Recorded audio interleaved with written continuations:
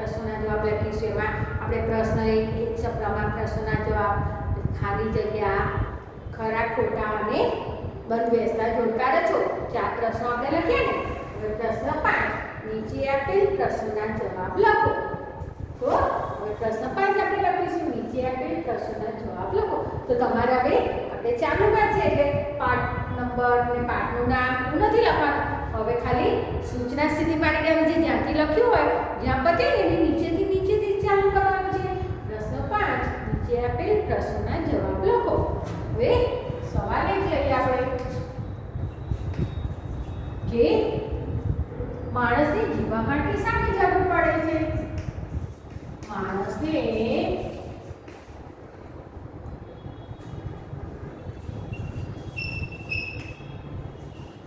જીવવા માટે શાની જરૂર પડે છે? જવાબ શું કહે છે? માણસને જીવવા માટે શાની જરૂર પડે છે? તો કે માણસને જીવવા માટે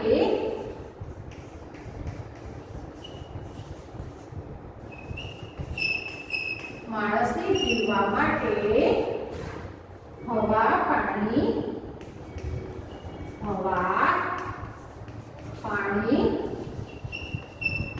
અને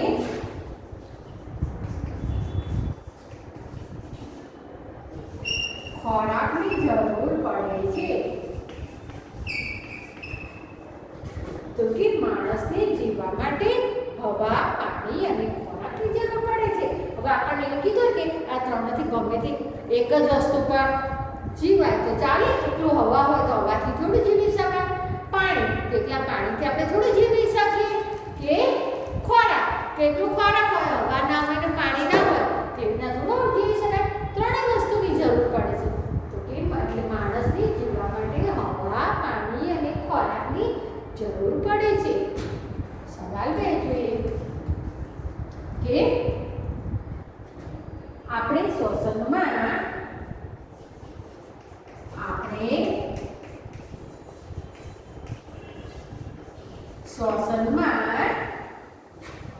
હવામાંથી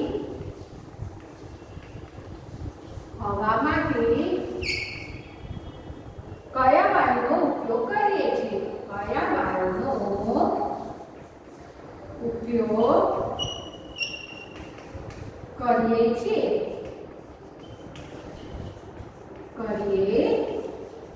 છીએ?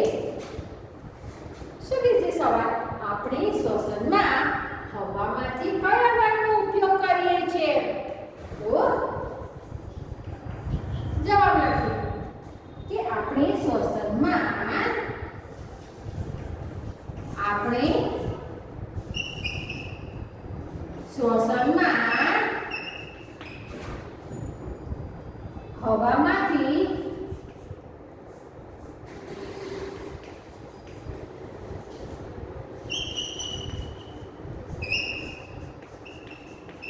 હવામાંથી ઓક્સિજન વાયુનો ઉપયોગ કરીએ છીએ.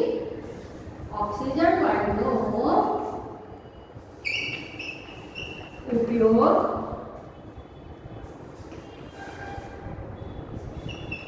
કરીએ છીએ. કે છે આપણે શ્વસનમાં હવામાંથી કયા વાયુનો ઉપયોગ કરીએ છીએ?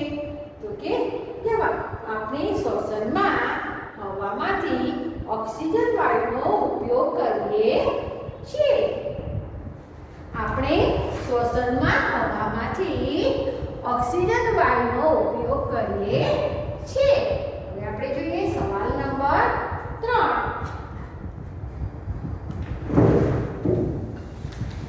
સવાલ નંબર 3 કયા બે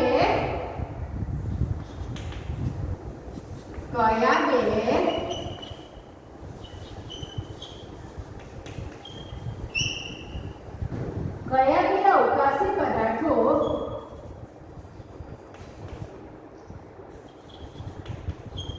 આપણા જીવન માટે જરૂરી છે? જીવન માટે જરૂરી છે.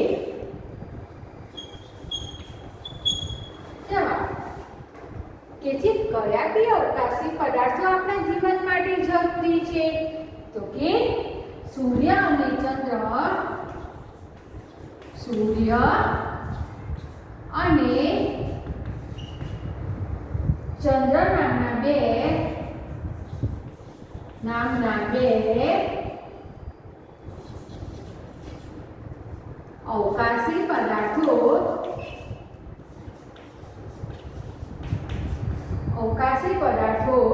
આપણા જીવન માટે જરૂરી છે. આપણા જીવન માટે જરૂરી છે કે જે સૂર્ય અને ચંદ્ર નામના બે અવકાશી પદાર્થો આપણા જીવન માટે જરૂરી છે. સવાલ 4 કે આપણને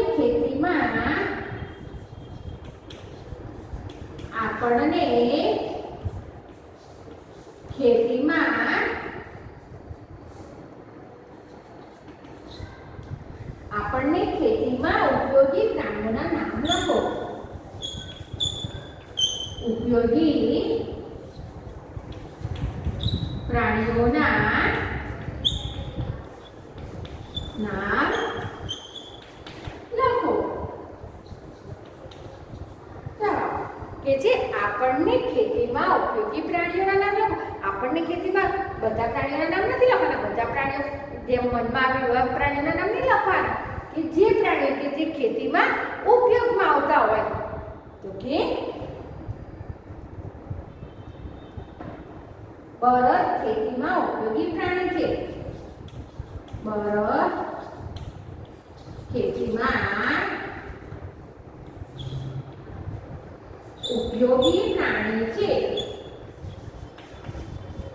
ઉપયોગી પ્રાણી છે.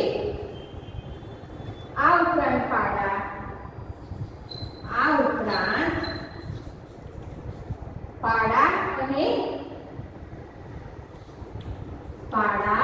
અને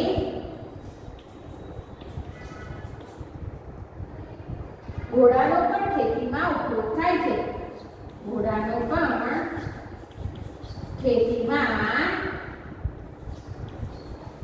ઉપયોગ થાય છે.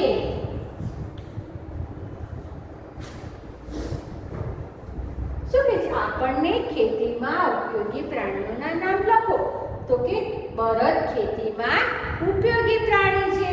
આ ઉપરાંત પાડા અને ઘોડાનો પણ ખેતીમાં ઉપયોગ થાય છે. ફરી આપણે જોઈ લઈએ જો પહેલા તો પ્રશ્ન પાઠની સૂચના લખવાની તમારે. નીચે આપેલ પ્રશ્નોના જવાબ લખો.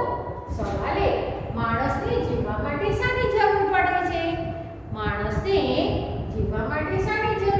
છે? તો કે જવાબ માણસને જીવવા માટે હવા, પાણી અને ખોરાકની જરૂર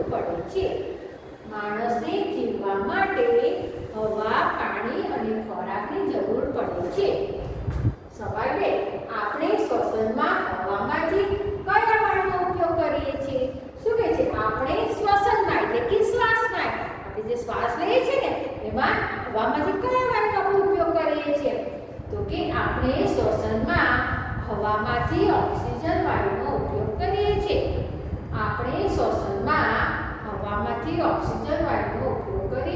એટલે કે આપણે શ્વસનમાં એટલે કે શ્વાસ લેવામાં આપણે હવામાંથી ઓક્સિજન વાયુનો ઉપયોગ કરીએ છીએ. તમે સાંભળ્યું હશે કે ઘણા માંદા વ્યક્તિ હોય કે ઉંમરલાયક ઘણા વ્યક્તિ હોય તેમને શ્વાસ લેવામાં તકલીફ પડતી હોય એટલે શું થાય? હવામાંથી ઓક્સિજન શરીરમાં ઓછો થાય એટલે એમને તકલીફ પડે શરીરમાં. તો તમે સાંભળ્યું હશે, તમે તો હજી નાના છો પણ તમે મમ્મી પપ્પા બા દાદા કે ઘરમાં કોઈ વડીલ હોય તો કોઈ બીમાર હોય અને વાતો કરતો હોય ને તે તો તમે સાંભળ્યું હશે કે એમને ઓક્સિજન પર રાખ્યા છે એવું કહે ને. એટલે હોસ્પિટલમાં માંદા હોય તો દવાખાનામાં શું કરે કે કૃત્રિમ ઓક્સિજન એટલે કે દવાખાનામાંથી દવા નાખીને એ ઓક્સિજન માટે એમને શું કરે છે? માણસના શરીરમાં માંદું વ્યક્તિ હોય તેને એના પેલા મશીનો હોય એનાથી ઓક્સિજન એમને આપે છે એટલે એમને શ્વાસ લેવામાં મુશ્કેલી ના પડે. સવાલ 3 કયા બે અવકાશી પદાર્થો આપણા જીવન માટે જરૂરી છે? કયા બે અવકાશી પદાર્થો આપણા જીવન માટે જરૂરી છે? તો કે સૂર્ય અને ચંદ્ર નામના બે અવકાશી પદાર્થો આપણા જીવન માટે જરૂરી છે. જો ગમે તે એક જ હોય, આખો દાડો સૂર્ય જ રહે 24 કલાક, તો એવું ચાલે? તો રાતે પણ રાત જ ના પડે અને રાતે પણ તડકો રહે તો 24 કલાક તડકો રહે ને. અને ધારો કે સૂર્યના અને એકલો ચંદ્ર જ હોય તો 24 કલાક ચંદ્ર જ હોય તો શું થાય? તો આપણને પ્રકાશ ના મળે ને, ગરમી અને પ્રકાશ ના મળે.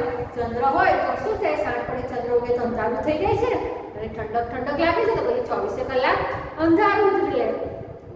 એટલે સૂર્ય પણ જરૂરી છે અને ચંદ્ર પણ જરૂરી છે આપણા જીવન માટે.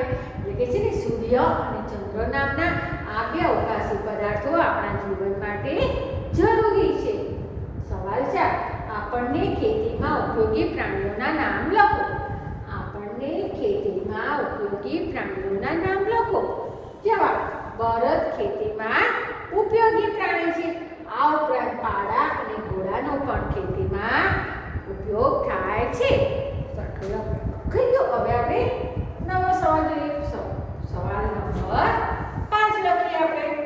સવાલ 5 લઈએ.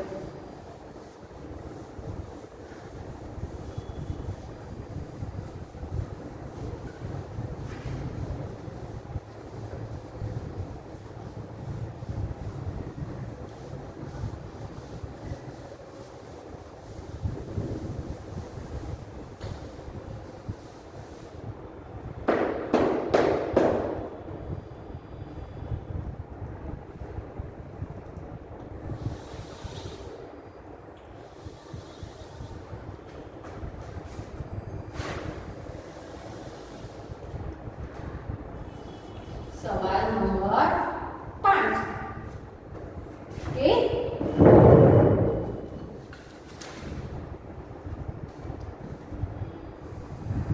ઔષધ તરીકે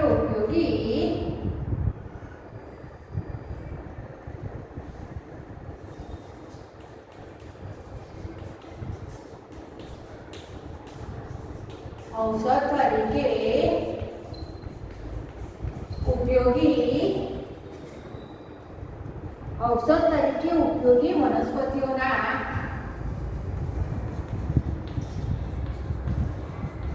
વનસ્પતિઓના નામ લખો.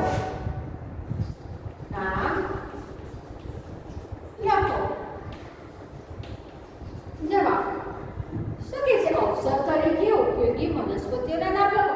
ઔષધ એટલે કે દવા, એટલે કે કઈ વનસ્પતિઓનો આપણે દવા તરીકે ઉપયોગ કરીએ છીએ એના નામ લખવાના છે. તો કે તુલસી, પછી અરડુસી,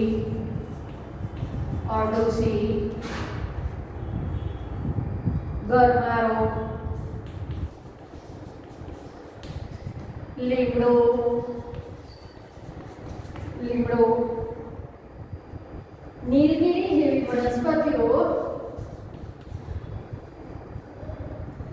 નીલગિરી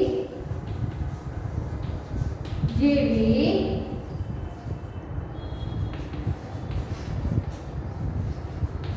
વનસ્પતિઓ ઔષધ તરીકે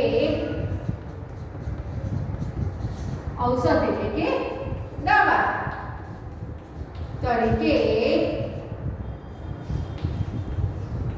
ઉપયોગી છે. શું કે છે? ઔષધ તરીકે ઉપયોગી વનસ્પતિઓના નામ લખો. તો કઈ વનસ્પતિ આપણે ઔષધ તરીકે ઉપયોગી છે? તો કે તુલસી, અરડુસી, ગરમારો, લીમડો, નીલગિરી જેવી વનસ્પતિઓ ઔષધ તરીકે ઉપયોગી છે. સવાલ 6 કે નીચેના પ્રાણીઓ આપણને કઈ રીતે ઉપયોગી છે? નીચેના પ્રાણીઓ આપણને કઈ રીતે ઉપયોગી છે? આપણને કઈ રીતે ઉપયોગી છે?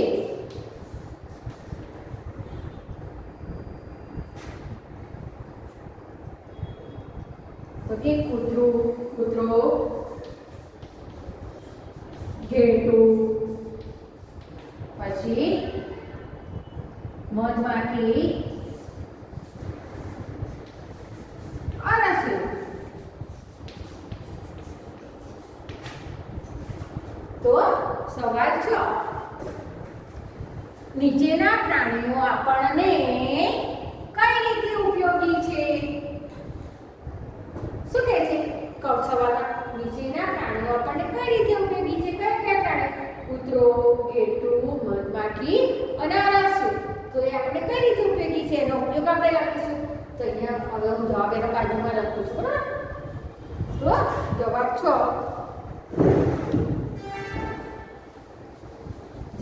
જવાબ 6 અહીંયા લખું છું કે એક કૂતરો. કૂતરો શું કરે છે? તો કે તે ઘરની ચોકી કરે છે. તે ઘરની ચોકી કરે છે. બીજું ઘેટું. તો કે તે ઊન આપે છે. ઘેટું શું કરે છે? ઊન આપે છે. મધમાખી શું આપે છે? મધમાખી તો કે તે મધ આપે છે.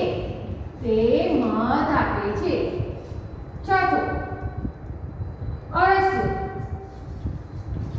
અળસિયું. તો કે તે ખેતરની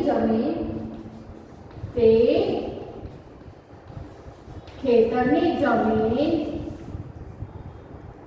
પોચી અને ફળદ્રુપ બનાવે છે.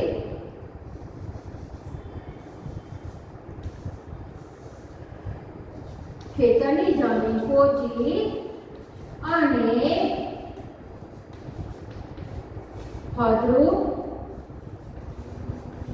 બનાવે છે. શું કે તે કૂતરો? તો કે તે ઘરની ચોકી કરે છે. ઘેટું તો કે તે ઊન આપે છે. મધમાખી તો તે મધ આપે છે. અળસિયું તો તે ખેતરની જમીન પોચી અને ફળદ્રુપ બનાવે છે. હવે આપણે જોઈએ જો સવાલ 5, ઔષધ તરીકે ઉપયોગી વનસ્પતિઓના નામ લખો. ઔષધ એટલે કે દવા તરીકે ઉપયોગી કઈ વનસ્પતિઓ છે? તો જવાબ તુલસી, અરડુસી, ગરમાળો, લીમડો, નીલગિરી જેવી વનસ્પતિઓ ઔષધ એટલે કે દવા તરીકે ઉપયોગી છે.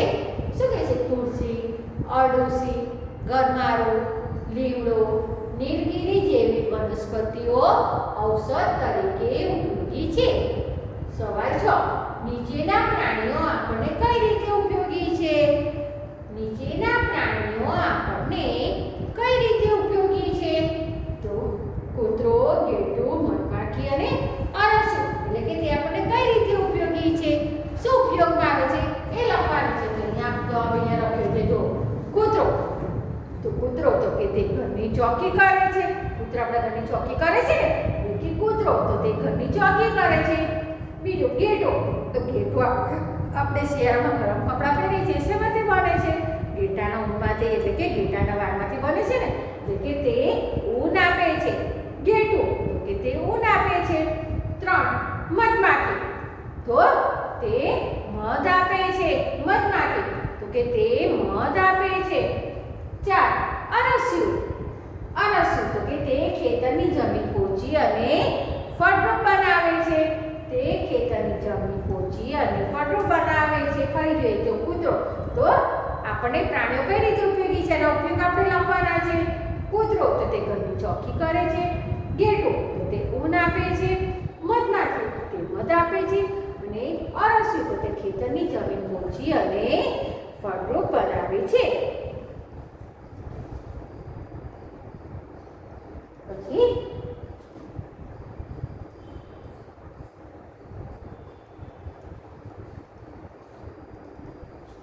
લખાઈ ગયો. હવે નવો સવાલ લઈએ. સવાલ નંબર 7. તો આ પૂછી નાખો. હવે સવાલ 7 લઈએ આપણે.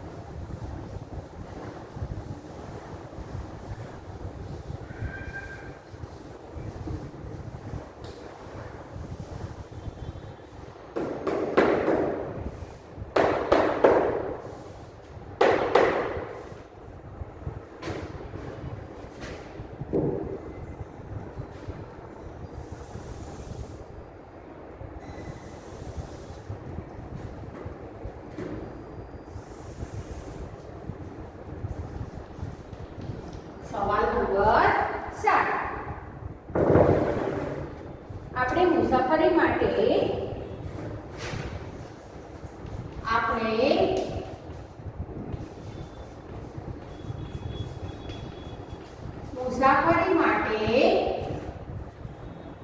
કયા કયા વાહનોનો ઉપયોગ કરીએ છીએ? કયા કયા વાહનોનો ઉપયોગ કરીએ છીએ? શું કે છે સવાલ? આપણે મુસાફરી માટે કયા કયા વાહનોનો ઉપયોગ કરીએ, એટલે કે આપણે મુસાફરી કરીએ છીએ, બહાર જઈએ છીએ તો કયા કયા વાહનોનો એનો ઉપયોગ કરીએ છીએ એના વિશે આપણે લખવાનું છે. તો કે જવાબ કે આપણે મુસાફરી માટે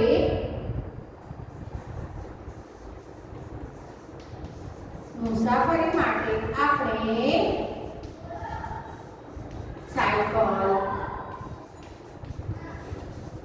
સાયકલ પછી સ્કૂટર,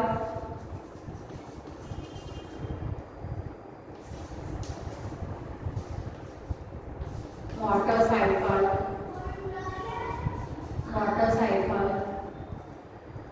રિક્ષા, ટેક્સી, કાર,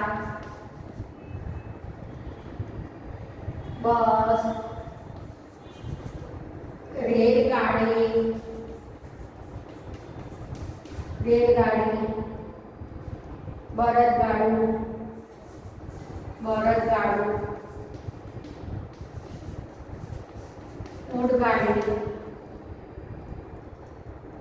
ઊંટગાડી, ઘોડાગાડી, ટ્રક, ટેમ્પો, પછી જહાજ, હેલિકોપ્ટર,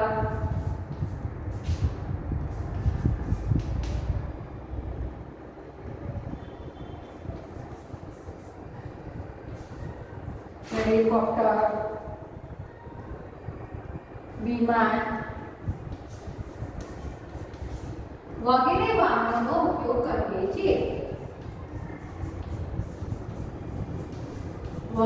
વાહનોનો ઉપયોગ કરીએ છીએ.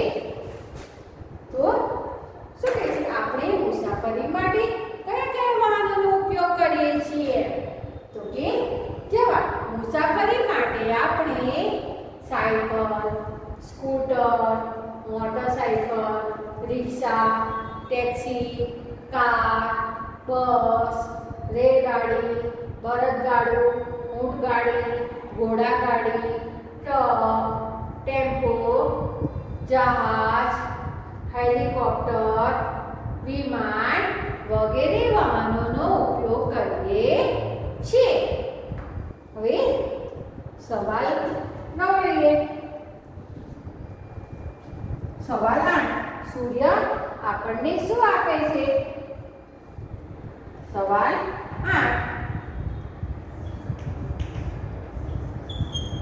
સૂર્ય આપણને શું આપે છે? સૂર્ય આપણને શું આપે છે? તો શું આપે છે સૂર્ય આપણને? તો કે સૂર્ય આપણને ગરમી અને પ્રકાશ આપે છે. સૂર્ય આપણને ગરમી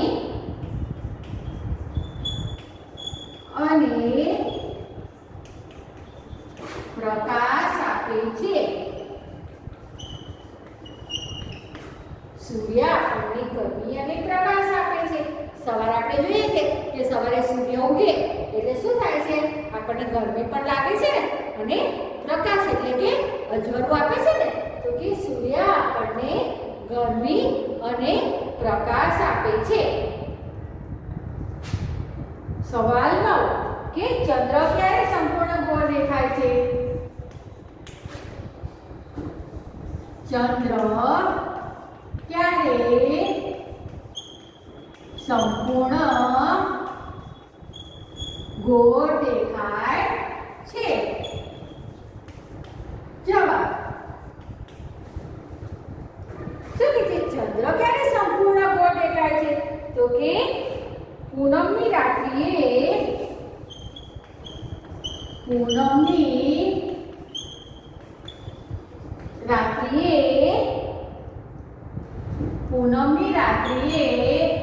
ચંદ્ર સંપૂર્ણ ગોળ દેખાય છે.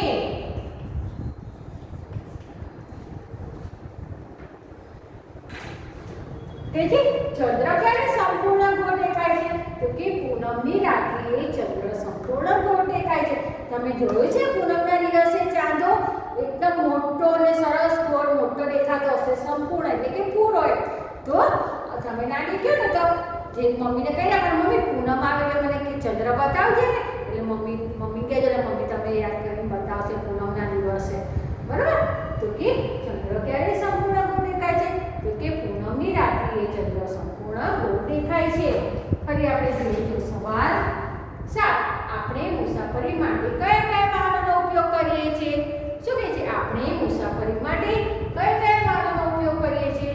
તો કે જવાબ, મુસાફરી માટે આપણે સાયકલ, સ્કૂટર, મોટરસાયકલ, રિક્ષા, ટેક્સી, કાર, બસ, રેલગાડી, બળદગાડું, ઊંટગાડી, ઘોડાગાડી, ટ્રક, ટેમ્પો, જહાજ, હેલિકોપ્ટર, વિમાન વગેરે વાહનોનો ઉપયોગ કરીએ છીએ.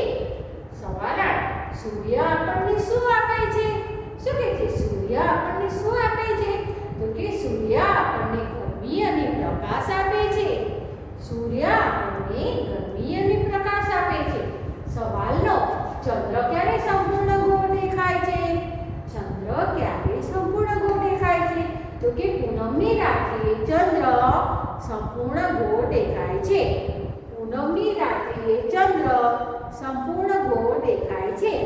આજે કેટલા 9 પ્રશ્નોના જવાબ લખ્યા ને તે લખી અને તૈયાર કરી દેજો. હરિઓમ.